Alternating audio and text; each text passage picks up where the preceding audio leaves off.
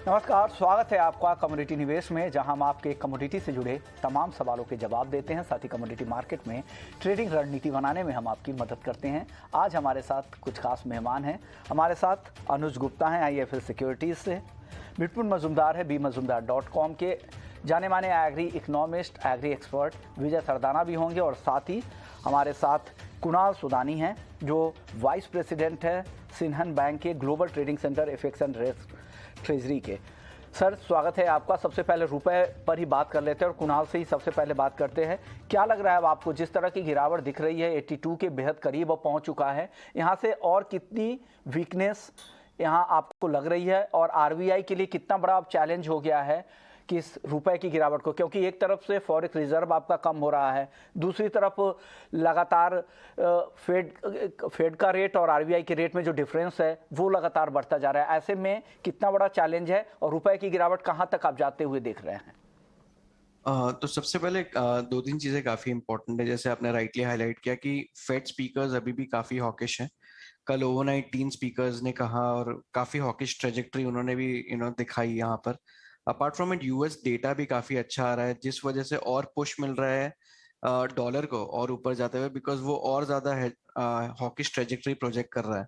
इसीलिए अगर आज हम 10 ईयर US ट्रेजरी यील्ड्स की भी बात करें तो 10 year US treasury yields 4% cross कर चुका था। अभी थोड़ा सा रिट्रेस हुआ है, but it's still around at 4% mark, जो एक काफी इंपॉर्टेंट अलार्मिंग साइन है, हमें ध्यान रखना चाहिए। दूसरी चीज, जो चाइनीज युआन है वो 14 ईयर लो पे है। सो मैं टाइम एंड अगेन ये चाइनीज युआन पे भी बार बार एवरी टाइम हम जब बात करते हैं इस पे फोकस कर रहा हूँ, बिकॉज काफी डायरेक्टली लिंक्ड मुझे लगता है कि डॉलर रुपये और चाइनीज युआन का मूव होता है। सो 7.25 लेवल्स हमने देखे, which is 14 year low in Chinese yuan का। तीसरी बात, ब्रेंट क्रूड प्राइसेस ने वापस एक रिबाउंड दिया है, $84 के आसपास सस्टेन करके अराउंड $88 के आसपास ब्रेंट क्रूड प्राइसेस भी यहाँ ऊपर जाते हुए लग रहे हैं। रही बात RBI की, तो अगर हम FX रिजर्व्स की बात करें तो $545 बिलियन ऑफ FX रिजर्व है, जो 9 मंथ इंपोर्ट कवर के हिसाब से बनता है। ऑलमोस्ट अगर हम देखें इस साल भर में तो $40 बिलियन ऑफ फॉरवर्ड पोजीशंस यहाँ से रिड्यूस हो गई है। सो अगर 9 मंथ का इंपोर्ट कवर है और $643 बिलियन है, हम $545 बिलियन के आसपास है, तो यहाँ पे इंटरवेंशन थोड़ा थिन हो सकता है। हॉकिश वे में इंटरवीन करना बहुत इजी नहीं होगा यहाँ से RBI के लिए, बिकॉज एक लिक्विडिटी भी कंसर्न है। जो सरप्लस लिक्विडिटी पहले हुआ करती थी अराउंड 8 लाख करोड़ के आसपास, वो ओवरऑल लिक्विडिटी भी नीचे आके अराउंड 3 लाख करोड़ के आसपास आ गई है। तो लिक्विडिटी टाइटनिंग भी एक प्रॉब्लम है, प्लस FX रिजर्व डिप्लीशन एक प्रॉब्लम है, बिकॉज इंपोर्ट कवर हमारा कम होते जा रहा है। सो यहाँ पे इंटरवेंशन हो सकते हैं, बट मे बी बहुत थिन एट इंटरिम्स हो सकते हैं, बट जो हैवी इंटरवेंशन जो देखा जा रहा था इतने टाइम, शायद वो रिड्यूस हो जाए। अगर हमें नंबर रखना है डॉलर रुपये, यहाँ से हम कहाँ देखते हैं, तो सबसे पहले मेरे को लगता है डॉलर इंडेक्स यहाँ से 115.70 की ओर बढ़ सकता है। 114.52 रिसेंट हाई था, उसको आज ब्रेक करके 114.80 की तरफ बढ़ा, बट मुझे लग रहा है यहाँ से भी 115.70 की तरफ बढ़ रहा है। कोई रिवर्सल अगर डॉलर इंडेक्स में अगर देखा जा सकता है तो 112.20 के नीचे अगर जाता है कोई भी रीजन से, तो वहां पे एक रिवर्सल ट्रेंड वापस से क्रिएट होना चालू होगा। वरना till that point I think वो बुलिश डॉलर मोमेंटम बना रहेगा, इमर्जिंग मार्केट्स के अगेंस्ट भी और एशियन मार्केट करेंसीज के अगेंस्ट भी। डॉलर रुपए की पर्टिकुलरली बात करें तो यहाँ पे 82 हाफ तक मुझे फर्दर स्पेस लग रही है, बिकॉज डॉलर ट्रेजेक्टरी मुझे थोड़ी हॉकिश ही लग रही है अभी भी। सो 82 हाफ तक मुझे लगता है अपसाइड है। डॉलर रुपये में जो नीचे का सपोर्ट बनता है इमीडिएट, वो 81 हाफ है, फॉलोड बाय 80-90। सो ये दो इंपॉर्टेंट सपोर्ट एरियाज है डॉलर रुपये के लिए, बट 82 हाफ की तरफ मुझे डेफिनेटली यहाँ पे भी स्पेस बनती दिख रही है। तो ये व्यू है रुपए को लेकर। शुक्रिया कुणाल, आपने वक्त निकाला हमारे लिए और रुपए पर अपनी एनालिसिस की। अनुज जी, आपको क्या लग रहा है, जिस तरह से रुपए की गिरावट हम देख रहे हैं, इससे क्या घरेलू बाजार में सोने और चांदी की कीमतों को सपोर्ट मिल सकता है क्या? डेफिनेटली अगर हम देखें तो गोल्ड इंटरनेशनल मार्केट में करीबन $1616 तक आया है, मगर उसके बावजूद भी अगर हम देखें तो डोमेस्टिक मार्केट में उतना नहीं गिरा है। तो डोमेस्टिक मार्केट में जो भी इंपोर्ट्स हैं वो यहाँ पर अभी भी थोड़े से महंगे होते हुए दिखाई दिए, जिसकी वजह से हमने देखा है कि गोल्ड सिल्वर में उतनी बड़ी गिरावट देखने को नहीं मिली डोमेस्टिकली। वहीं अगर हम देखें तो कहीं ना कहीं अब जितनी भी मेन इकोनॉमी, चाहे वो पाउंड हो चाहे आपकी चाइनीज हो, सभी अब करेंसी मार्केट को स्टेबल करने की बात कर रही हैं। तो मुझे लगता है कि उससे कहीं ना कहीं जो करेंसी मार्केट है वो थोड़ा सा यहाँ पे स्टेबलाइज होता हुआ दिखाई देगा। जैसे कि हमने आज देखा था कि पाउंड के अंदर भी एक अच्छी रिकवरी देखने को मिली थी और युआन भी यहाँ पे थोड़ा सा एक रिकवरी मोड में आता हुआ दिखा है। तो हमें लगता है कि अभी जो करेंसी का ट्रेंड है, हालांकि डॉलर इंडेक्स कंटिन्यूसली 14 के ऊपर ट्रेड कर रहा है, तो थोड़ा सा फियर फैक्टर है यहाँ पे जिसके हम देख रहे हैं कि जो एशियन करेंसी है वो सब ऊपर की तरफ ट्रेड करती हुई दिख रही है, वीकनेस आती हुई दिख रही है। तो उससे कहीं ना कहीं गोल्ड और सिल्वर को डोमेस्टिकली काफी अच्छा सपोर्ट मिलेगा। हालांकि इंटरनेशनली थोड़ा सा नेगेटिव टोन में रहेंगे, बट डोमेस्टिकली मुझे लगता है कि उन करेंसी की वजह से जो करेंसी यहाँ पर अभी डेप्रिशिएट हो रही है रुपये की वजह से, गोल्ड और सिल्वर डोमेस्टिकली अच्छे खासे सपोर्ट लेते हुए दिखाई देंगे। मगर आगे चलकर अगर करेंसी स्टेबल होती है और डॉलर पे थोड़ी सी भी वीकनेस आएगी तो आपको इंटरनेशनली गोल्ड और सिल्वर में एक रिकवरी का ट्रेंड देखने को मिलेगा। तब वहां पे फिर हम और एक अच्छी तेजी बनते हुए देखेंगे। गोल्ड और सिल्वर पर क्या होगा, रुपए की चाल को देखते हुए आप क्या राय दे रहे हैं गोल्ड और सिल्वर पर, बीटूपन?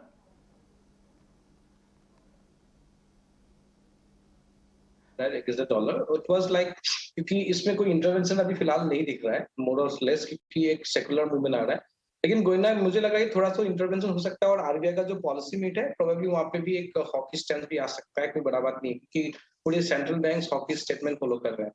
तो मुझे लग रहा है कि 82-30, 82-50 के रेंज में शायद एक बार स्टेबिलिटी आ सकता है। और इधर में अगर गोल्ड को देखता हूँ तो गोल्ड यहाँ पे जितना मतलब कॉमेंट्स में गिरा या स्पॉट लेवल में जितना गिरा, उस तरह से गोल्ड एंड सिल्वर में डिक्लाइन है। और एक यहाँ पे क्या हो रहा है कि थोड़ा मार्केट यहाँ से बॉटम आउट होने के लिए कोशिश कर रहा है, थोड़ा सा पुल बैक के लिए। तो यहाँ से मुझे लग रहा है कि जो स्पॉट गोल्ड है अभी $1629 के आसपास से, ये शायद थोड़ा सा पुल बैक लेके 1660 1650 लेवल तक भी पहुंचने के लिए कोशिश करेगा शॉर्ट टर्म में। लाइकवाइज इन सिल्वर $1860 तक भी मार्केट पॉसिबल है। तो मैं मान के चल रहा हूँ कि थोड़ा सा यहाँ पे गोल्ड और सिल्वर में थोड़ा सा बाइंग भी आ सकता है। और एमसीएक्स में चार्ट में दोनों तरफ से भी एक डबल बॉटम रिवर्सल जैसा बना हुआ है। तो इमीडिएट बेस में सिल्वर प्रोबेबली 55,300 के आसपास छू सकता है और गोल्ड शायद इमीडिएट आज के लिए 49,500 550 के आसपास जा सकता है। तो ऑन अ डे बेसिस थोड़ा डिप्स के आसपास अगर आता है मार्केट में, थोड़ा बाय पे रहना चाहिए। और सिल्वर में 54,200 के नीचे आसपास स्टॉप लॉस रहेगा। थोड़ा डिप्स आता है 54,700 के आसपास, मेरे हिसाब से बाय बनेगा आज के लिए। और ज्यादा सेलिंग पे अभी नहीं, क्योंकि मार्केट काफी डीपली सोल्ड है और यहाँ से रिकवरी थोड़ा सा पॉसिबल। अनुज जी, चांदी काफी वोलेटाइल है, काफी तेजी से रिकवरी भी आ रही है, काफी तेज गिरावट भी आ रही है। अभी देखिए 1000 पॉइंट तक नीचे फिसल गई थी, अब देखिए वापस से यहाँ पर रीबाउंड की कोशिश हो रही है। अब 350 रुपए, हालांकि अभी भी नीचे है 55,000 के स्तरों पर। क्या करना चाहिए, कैसे ट्रेड करें इस वोलेटाइल काउंटर में, और क्या सलाह दे रहे हैं, कौन से लेवल का ध्यान रखें? विष्णु जी देखिए, चांदी गोल्ड के मुकाबले काफ़ी गिरी है और जो गोल्ड सिल्वर रेशो है उसके अकॉर्डिंग मुझे लगता है कि चांदी में अच्छी रिकवरी देखने को की भी मिलेगी। और हमने देखा भी है कि अभी लो लेवल से करीबन 700-800 पॉइंट की रिकवरी चांदी में देखने को मिली है। मुझे लगता है कि चांदी में 54,000 का काफ़ी एक अहम सपोर्ट रहेगा, जो कि करीबन $18 आपका इंटरनेशनल मार्केट में बैठता है। मॉर्निंग में भी $18 को टेस्ट करके मार्केट वहाँ से रिकवर हुआ है, तो $18 को वॉच करें। और 54,000 का एक इंपॉर्टेंट सपोर्ट है जिसको मुझे लगता है कि मार्केट को एक रिकवरी यहाँ से आ सकती है। तो इंट्राडे पर्सपेक्टिव के लिए मुझे लगता है कि चांदी के अंदर खरीदारी का ट्रेड लिया जा सकता है 54,500 में। 54,000 का स्टॉप लॉस लगाएं, टारगेट 55,500 तक हो सकता है। जिस तरीके का रिकवरी मोड दिख रहा है, हमें लगता है कि एक बाउंस बैक, एक रैली जो है, एक हम बोलते हैं जिसको कि एक सेफ रैली यहाँ पर आ सकती है, एक कूल रैली यहाँ पर आ सकती है, जिसकी वजह से बाउंस बैक हम गोल्ड सिल्वर में देख सकते हैं। टेक्निकल चार्ट्स पे देखें तो मार्केट अभी गोल्ड और सिल्वर की ओवरसोल्ड जोन में आ गई है। इवन अगर हम देखें तो सभी बेस मेटल की और क्रूड की भी मार्केट टेक्निकल चार्ट्स पे ओवरसोल्ड जोन में है। तो ओवरऑल पूरा कमोडिटी मार्केट अभी ओवरसोल्ड कैटेगरी में आता हुआ दिख रहा है, जहां पर हमें लगता है कि एक रिकवरी यहाँ पे देखने को मिल सकती है। तो सिल्वर के अंदर इनफैक्ट मुझे लगता है कि एक बाउंस बैक यहाँ पर आ सकता है 55,500 तक। तो इंट्राडे के लिए सिल्वर में खरीदारी की सलाह रहेगी। अब एक अहम खबर का रुख कर लेते हैं, और ये हमारी एक्सक्लूसिव खबर थी। सुबह में हमने सुबह में ही बता दिया था कि प्रधानमंत्री गरीब कल्याण अन्न योजना की जो समय सीमा जो 30 सितंबर को ख़त्म हो रही थी, इसे बढ़ाकर 31 दिसंबर तक 3 महीने का एक्सटेंशन इसे दिया जा सकता है। इस खबर को समझते हैं, हमारे साथ विजय सरदाना है, जाने माने एग्री इकोनॉमिस्ट है। सर, स्वागत है आपका ईटी नाउ स्वदेश पर। सर, क्या लग रहा है, क्या ये पॉलिटिकल डिसीजन है या वाकई ज़रूरत है? अब देखिए, जहाँ तक बात है डिसीजन की, अगर सरकार को लगता है कि कुछ लोगों की जिनकी नौकरी चली गई है, गरीबी में लोग हैं और उनको राशन देना है, क्योंकि भारत सरकार का एक कानून भी है फूड सिक्योरिटी एक्ट, तो उसके तहत अगर फूड सिक्योरिटी सिस्टम को एक्सटेंड करना है तो मुझे लगता है आंकड़ों के आधार पे अगर सरकार ने किया होगा, एक टारगेटेड वे में अगर किया गया है तो सही डिसीजन। बड़े तबकों को इसका फायदा भी मिलता है, लेकिन जिस तरह से इकोनॉमी वापस से पटरी पर लौट रही है और जो ये 3 महीने का एक्सटेंशन है, इससे करीब करीब 45,000 करोड़ का एक्स्ट्रा बोझ आएगा, फूड सब्सिडी बिल बढ़ेगा। और पहले भी करीब करीब 3.5 लाख करोड़ के आसपास का इसके ऊपर ही सब्सिडी बिल बोझ आ चुका है। ऐसे दौर में आप इकोनॉमिक्स भी बहुत अच्छी तरह से समझते हैं, एग्री मार्केट को भी समझते हैं और रूरल इंडिया को भी समझते हैं। क्या ऐसे दौर में वाकई ज़रूरत है, जब हमारा रुपया इतना कमज़ोर हो रहा है, फिजिकल डेफिसिट को लेकर लगातार चिंता है और आरबीआई के पास अहम चैलेंज है, जो आज एमपीसी की बैठक शुरू हुई है, फ्राइडे को डिसीजन आएगा कि कैसे रुपए की कमजोरी को संभाला जाए। क्या इस वक्त में इस तरह के फैसले अब जरूरी है क्या यहाँ पर? देखिए, जैसा मैंने कहा कि ये बात सही है कि इकोनॉमिक कंडीशंस खराब है, रुपये डिवैल्यू हो रहा है, लेकिन उसी समय हमको ये भी समझना होगा कि गरीबी भी है देश में और कुपोषण के शिकार भी बहुत सारे लोग हैं। तो ऐसा नहीं होना चाहिए एक डेमोक्रेटिक सिस्टम में या वेलफेयर स्टेट में कि अगर किसी के पास पैसा नहीं है तो उसको खाना खाने को ना मिले। तो जो हमारी पॉलिसी है फूड सिक्योरिटी की फॉर बीपीएल फैमिलीज, अगर उनको हमें टैक्स पेयर के पैसे से अगर उनकी फूड सिक्योरिटी और सर्वाइवल को इंश्योर करना है तो वो भी एक स्टेट की ड्यूटी है। लेकिन अगर आप उसको अनटारगेटेड वे में और वेल टू डू फैमिलीज को देते हैं तो वो गलत है।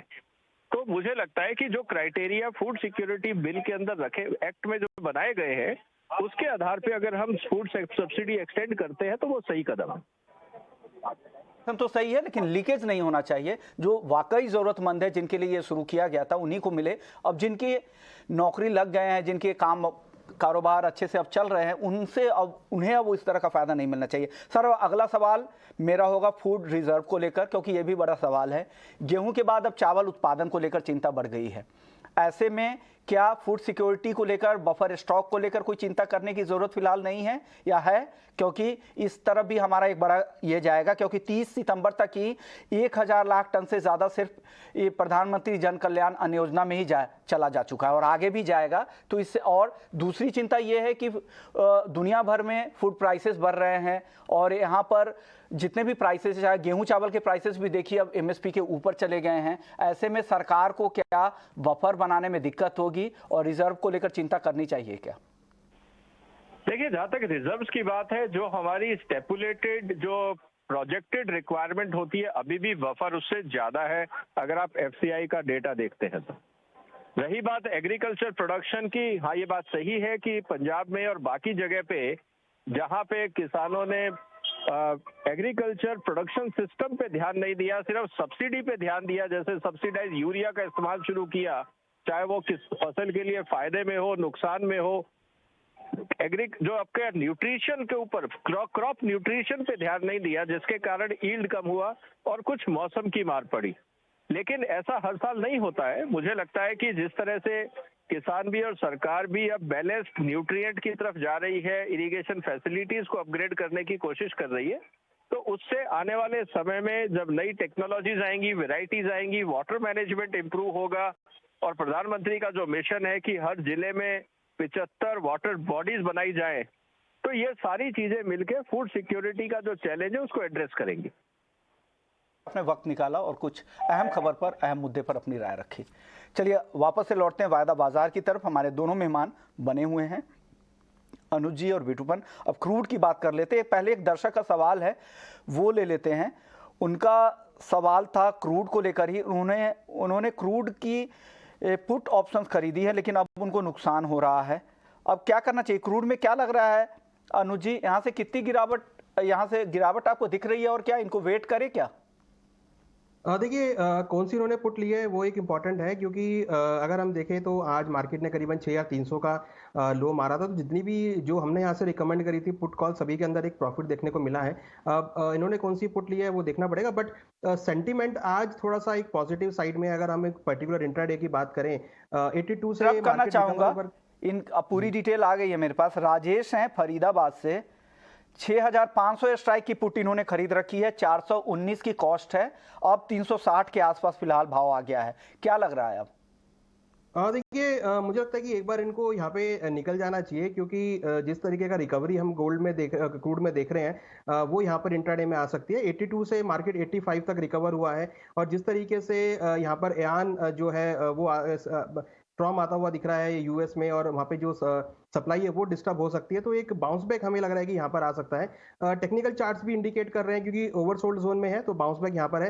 हालांकि एक लॉन्ग टर्म ट्रेंड अभी भी क्रूड का एक नेगेटिव टोन में है, तो अगर ये थोड़ा होल्ड कर सकते हैं लंबी अवधि के लिए, क्योंकि पूरा महीना है एक्सपायरी के लिए, तो ये होल्ड कर सकते हैं। बट अगर ये शॉर्ट टर्म के ट्रेडर है तो इनको निकलना पड़ेगा, क्योंकि हमें लगता है कि एक बार यहाँ पर क्रूड के प्राइसेस ऊपर में 6,600 6,700 तक के लेवल दिखा सकते हैं, मींस $87 तक के लेवल आपको ब्रेंट में देखने को मिल सकते हैं। तो इनको फिर एक और नुकसान यहाँ पे देखने को मिलेगा, इनको अगेन एक ट्रेड करने का मौका मिलेगा। अगर ये यहाँ पर ट्रेड करना चाहते हैं, तो अभी हमारी सलाह है कि ये उसको हेज करने के लिए 6,500 का जो पुट कॉल ऑप्शन है उसको खरीदारी करें, जो कि करीबन 352 के आसपास चल रहा है। हमें लगता है कि उसमें उनको 40 से 50 रुपए की तेजी यहाँ पर देखने को मिल सकती है, तो उसके अगेंस्ट में ये हेज पोजीशन बना सकते हैं, और उसको कवर करके करीबन 6,500 का एक कॉल ऑप्शन है उसको खरीदारी की तरफ ले जा सकते हैं। ओके, 6500 के स्ट्राइक की पुट है बिटकॉइन, आप इनको क्या सलाह देंगे? क्या इनको होल्ड करना चाहिए? कब तक भाव आ जाएंगे, या अनुज जी के तरह आप भी इन्हें निकलने की सलाह दे रहे हैं? देखिए, थोड़ा तो निकल जाना बेटर बनेगा, क्योंकि अभी थोड़ा आज के हिसाब से पुल बैक है, लेकिन पुल बैक भी बहुत ज्यादा इतना नहीं है। 6,650 या 6,600 उस तरह का लेवल पॉसिबल है, क्योंकि ये पुल बैक ही है, बड़ा कोई चेंजेस नहीं है। लेकिन ये बात भी है कि जो अनुज ने बताया कि थोड़ा मार्केट यहाँ से बॉटम आउट होने के लिए कोशिश कर रहा है, रिकवरी करने के लिए कोशिश कर रहा है। तो रिकवरी ट्रेंड में जब हो रहा है, तो rather than sitting naked on A put, तो मेरे हिसाब से उसे एग्जिट करके, और नहीं तो आप एक काम कर सकते हो, कोई जो पुट बाय है उसको स्प्रेड कर सकते हो आप, क्योंकि ओवरऑल जो सिनेरियो है अभी भी डाउन है। तो आपका 6,500 का जो पुट है अभी प्रॉब्ली एट द मनी में हो जाएगा, और 6,700 के जो पुट्स को बेच सकते हैं, तो ये पुट स्प्रेड बन जाएगा, तो थोड़ा डिफेंसिव रहेगा आपके लिए। क्योंकि नेकेड में आपका देखिए, इन दोनों का अगर मैं डिफरेंस देखता हूँ, 6,500 और 6,700 का मोरलेस आपका 100 रुपीज का डिफरेंस है बस, तो वो जरा आपका रिस्क रह जाएगा। और वहां से मार्केट गिरता है, यहाँ से अगर 6,400 300 गोइंग फॉरवर्ड आता है, तो आपको शायद ये आपको सेफ प्ले बनेगा। लेकिन दो तरफ से अगर ये बाय करेंगे और यहाँ पे मार्केट अगर स्टेबलाइज हो जाता है, तो आपको दोनों तरफ से ठेटा लॉस हो जाएगा। तो मैं वो मान के चल रहा हूँ कि यहाँ पे 6,500 का जो अगर आपने पुट बाय किया है, तो 6,700 का पुट आप बेच के चलिए। थोड़ा मार्केट जब ऊपर आता है, तो उससे जो आपने राइटिंग वाला निकाल के फिर होल्ड कर सकते हैं। लेकिन अभी नेकेड वाले में थोड़ा सा, अगर नेकेड में होल्ड करना चाहते तो मेरे हिसाब से नेकेड से निकल जाना चाहिए। यानी दोनों तरह की स्ट्रेटजी को आप हेज कर सकते हैं। 6,700 के स्ट्राइक की पुट बेच सकते हैं, राइटिंग कर सकते हैं वहाँ पर, ताकि आपकी पोजीशन हेज जाए, फिर आपका रिस्क भी काफ़ी कम हो जाएगा, पोजीशन नेकेड नहीं रहेगी। अगले दर्शक है इसके बंसल है ग्वालियर से। जिंक इन्होंने 270 रुपये पर खरीदा है। बिटकॉइन क्या लग रहा है, 270 पर जिंक खरीदा है, कब तक उम्मीद करें बेहतर प्रॉफिट की? जिंक में तो अभी 270, मतलब अभी 262 चल रहा है, काफी नीचे है। और जिंक का देखिए सिनेरियो क्या है कि थोड़ा सा पुल बैक में है, मार्केट में थोड़ा पुल बैक ले सकता है, लेकिन जो हम लोगों ने पहले से ही बता के रखा था कि यहाँ पे सेलिंग है, तो उनका थोड़ा अगेंस्ट द व्यू हम लोग के अगेंस्ट हो गया है। तो लेकिन ये भी देखिए, अगर आपका जो आज का लो है 250 जो बनाया है 257 समथिंग, तो इसके नीचे एक स्टॉप लॉस लाके अगर देख सकते हैं, तो गोइंग फॉरवर्ड प्रोबेबली मार्केट में एक बार 273 274 तक पुल बैक आ भी सकता है। कोई क्लैरिटी नहीं आएगा, लेकिन आने का कोशिश हो सकता है अगर ये नीचे होल्ड करता है। लेकिन अंडरलाइंग टोन पूरे कॉम्प्लेक्स में, बेस मेटल में अभी भी डाउन साइड है। यूएस के जीडीपी का डेटा कल बड़ा इंपॉर्टेंट रहेगा, going for non farm payroll आएगा, तो ये थोड़ा मार्केट को और ज्यादा क्लैरिटी दे सकता है। तो फिलहाल के लिए डाउन साइड है, पुल बैक में मेरे हिसाब से निकलना ही बनेगा। आज का नीचे देख लो के नीचे स्टॉप लॉस में निकलेगा। अगले दर्शक क्रिश हैं दिल्ली से। कॉपर में क्या करना चाहिए? अनुज जी, कॉपर पर क्या राय है आपकी? देखिए, जैसा कि मैंने कहा कि जितने भी आपके टेक्निकल चार्ट्स हैं, क्रूड का हो, बेस मेटल का हो या सिल्वर का हो, सभी ओवरसोल्ड जोन में है। एक बाउंस बैक यहाँ देखने को मिल सकता है, और हमने कॉपर में भी देखा है कि मॉर्निंग के लो से करीबन 4 से 5 रुपए की रिकवरी हमने कॉपर में आती हुई देखी है। तो आज के लिए मुझे लगता है कि एक बाउंस बैक रहेगा, तो बाय ऑन डिप्स की स्ट्रेटेजी कॉपर में यूज करनी चाहिए। करीबन 625 के आसपास खरीदारी करें, 620 का स्टॉप लॉस लगाए, टारगेट 635 तक हो सकता है। तो इंट्राडे पर्सपेक्टिव से हमें लगता है कि कॉपर के अंदर खरीदारी कर सकते हैं। हालांकि अगर आप वीकली ट्रेंड या मंथली ट्रेंड देखेंगे तो वो थोड़ा सा नेगेटिव है, बट इंट्राडे के लिए एक बाउंस बैक आ सकता है। तो अगर किसी को ट्रेड लेना है इंट्राडे के लिए, तो यहाँ पे खरीदारी का ट्रेड ले सकते हैं 625 में। और अगर किसी को बिकवाली का ट्रेड करने का विचार है, तो थोड़ा वेट करें, 635 636 के आसपास के लेवल्स मिले तो वहाँ बिकवाली का ट्रेड ले सकते हैं। तो दोनों साइड के ट्रेड आपको यहाँ पे देखने को मिलेंगे। चॉइस आपकी है कि आपको बाय करना है या सेल करना है। अगले दर्शक हमारे साथ मनीषा है पलवल से। नेचुरल गैस क्या 600 रुपए तक जा सकता है? फिलहाल अगर एमसीएक्स पर भाव देखें तो 556 रुपए है। क्या लग रहा है बिटकॉइन, क्या उम्मीद करे 600 की? 600 का लेवल ही तोड़ दिया, उसके बाद मार्केट नीचे आ रहा है, राइट? तो 600 का लेवल एक्सपेक्ट करके ट्रेड करना is a very risky thing. तो रादर देन अगर कोई पुल बैक आता है 595 के आसपास बेचना चाहिए। और ये अगर 600 आना है तो प्रोबेबली आज का जो कल का जो हाई था 581, हाँ वो अगर टूटता है 581 में थोड़ा एक स्पाइक आ सकता है 597 को 598 तक। आपका व्यू क्या होगा नेचुरल गैस में? किस तरह के ट्रेडिंग रणनीति बनानी चाहिए नेचुरल गैस में अनुज जी? और देखिए नेचुरल गैस में थोड़ा सा ट्रेंड यहाँ पे डाउन होता हुआ दिखाई दिया है, बट हमें लगता है कि ये भी एक ओवरसोल्ड जोन में आता हुआ दिखा है। यहाँ पर एक रेंज बनी है, नीचे में करीबन 520 और ऊपर में करीबन 580। तो मुझे लगता है कि यहाँ पर खरीदारी का ट्रेड थोड़ा सजेस्टेड रहेगा। ऑप्शन की अगर बात करें तो 580 का कॉल ऑप्शन जो कि करीबन 44 रुपए के आसपास चल रहा है, उसमें हमारा मानना है कि खरीदारी का ट्रेड ले सकते हैं 43-44 के आसपास में। 37 रुपए का स्टॉप लॉस अगर टारगेट में 50 तक देखने को मिल सकता है, तो 580 का जो कॉल ऑप्शन है वो ले सकते हैं। जिस तरीके से क्रूड के प्राइस ऊपर की तरफ आते हुए दिख रहे हैं, तो सेंटीमेंट हमें लगता है कि नेचुरल गैस के अंदर भी रहेगा। और जिस तरीके से सप्लाई डिस्टर्ब्ड है रशिया की तरफ से, उसका भी एक सपोर्ट यहाँ पे रहेगा। तो हमें लगता है कि नेचुरल गैस में कॉल ऑप्शन के थ्रू कॉल 580 की कॉल बाय कर सकते हैं, या फिर फ्यूचर्स में 550 के आसपास के लेवल मिले तो वहां खरीदारी का ट्रेड बना सकते हैं। तो यानी 580 के स्ट्राइक की कॉल ऑप्शंस भी आप खरीद सकते हैं, जो आपके लिए रिस्क भी यहाँ पर कम रहेगा। अगले दर्शक है हमारे साथ राजीव अग्रवाल है नागपुर से। मूंग और उड़द में दिवाली तक क्या लग रहा है? आप हाजिर के भाव को ट्रैक कर रहे हैं क्या, उड़द और मूंग को अनुज जी? देखिए उड़द और मूंग में हम देख रहे हैं कि जो सप्लाईज है वो काफी बढ़ती हुई दिखाई दी है। इवन अगर हम देखें तो इस बार दलहन का जो रकबा है वो भी बढ़ा है। तो मुझे लगता है कि आगे दालों में फिलहाल अभी एक डाउनसाइड प्रेशर रहेगा। हमें लगता है कि उड़द और मूंग का भाव करीबन 5500 के आसपास ट्रेड कर रहा है। तो अभी थोड़ा सा एक नेगेटिव टोन में प्राइस हमें लगता है कि पल्सेस के आते हुए दिखाई देंगे। है पवन है हिसार से। ग्वार में कब से तेजी शुरू होगी और ये तेजी कहां तक जाएगी? अनुज जी क्या लग रहा है ग्वार में? ग्वार में हम करीबन 5400 का हम टारगेट कर रहे थे, तो हमारा टारगेट 20 रुपए से रह गया था। बट हमें लगता है कि अभी एक गिरावट यहाँ पर आई है। तो ग्वार में एक अगर हम एक लेवल को देखें तो करीबन 47-4800 एक काफी अच्छे लेवल है, जहाँ पर हम हमेशा खरीदारी लौटती हुई देखते हैं। तो जैसा कि हम देख भी रहे हैं कि एक मार्केट थोड़ा सा कंसोलिडेट हो रहा है। तो देखिए यहाँ पे लेवल्स हम ध्यान में रख सकते हैं कि एक 5400 का लेवल आप वेट करें, काफी स्ट्रॉन्ग रेजिस्टेंस है। अगर वो ब्रेक होता है तो आपको 5600-5800 के लेवल देखने को मिलेंगे। नीचे में भाव अगर 4700 के आसपास आए तो आप खरीदारी का ट्रेड बना सकते हैं। अल्टीमेटली 4700 से लेकर 5400 के बीच ये मार्केट का रेंज रहेगा, जहां पर मार्केट मूव कर सकता है। तो अगर यहाँ पे एक लंबी तेजी है, लंबी गिरावट नहीं है, यहाँ पर इस रेंज में आप ट्रेडिंग कर सकते हैं। ट्रेड सेटअप आप 4700 से लेकर 5400 के बीच बिठा सकते हैं। अगले दर्शक आयु पटेल हैं अहमदाबाद से। आज शाम को कॉपर में क्या करें, बाई या सेल? क्या सलाह देंगे बिटकॉइन इनको कॉपर में? जो अनुज जी का कॉल है, मेरा भी वही सिनेरियो है। मैं नीचे बाय करूंगा इंट्राडे के लिए, बस इंट्राडे के लिए 625 के आसपास, और इंटरडे टारगेट रहेगा 631, उसके बाद 635 टू 636 रहेगा। तो और नीचे 622 उसमें स्टॉप लॉस क्या है बिटकॉइन जी? 622 के नीचे स्टॉप लॉस। बाय करना है थोड़ा बीच में 627 के आसपास। ओके, तो ये व्यू है। हालांकि जो स्क्रीन पे दिख रहे हैं वो सितंबर के कॉन्ट्रैक्ट है, अक्टूबर कॉन्ट्रैक्ट के लिए ये बाइंग की सलाह दे रहे हैं। चलिए अगले दर्शक है अस्मिता है मुंबई से। क्रूड में करंट लेवल में क्या करना चाहिए और गोल्ड में भी सजेशन दीजिए। क्रूड में करंट लेवल पर क्या सलाह दे रहे हैं अनुज जी? देखिए क्रूड के अंदर हमारी खरीदारी की सलाह रहेगी। हमें लगता है कि क्रूड में खरीदारी कर सकते हैं। अभी 6477 के आसपास के प्राइस चल रहे हैं। हमें लगता है कि अगर क्रूड का प्राइस 6400 के आसपास मिलता है, 40 से 50 रुपए गिरावट आता है, तो वहाँ खरीदारी का ट्रेड ले सकते हैं। ऊपर में हमारा मानना है कि एक बार 6600 तक के लेवल देखने को मिल सकते हैं। तो क्रूड के प्राइसेस में ट्रेंड पॉजिटिव है, तो यहाँ पे खरीदारी का ट्रेड बनाया जा सकता है। करना चाहिए अनुज जी?